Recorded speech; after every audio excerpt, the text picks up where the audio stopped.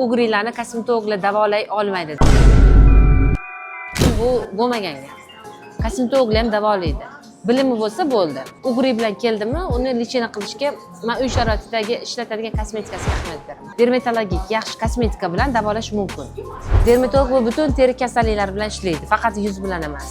Teringizda kasallik bo'lsa, dermatologga borasiz. Ba'zilari bo'lsa, rakotan yoshadi. Bu ham ayol qizlarga aslida mumkin emas. Salbiy jihatlari juda ham ko'p. Rakotan nima qilib beradi? Bu yuzingizdagi ugrilarni davolash uchun dermatologlar yozib beradi. Retseptsiz ola olmaysiz. Ichganingizdan keyin bu butun organizmingizni quritib beradi.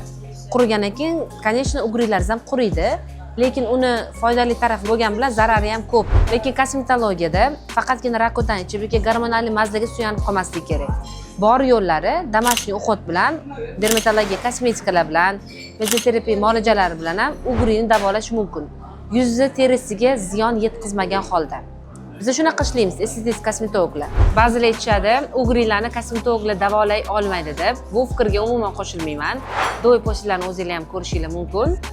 Agarda to'g'ri yondashilsa, albatta ugrilarni kosmetologlar ham to'g'ri ravishda iz qoldirmasdan davolay oladi.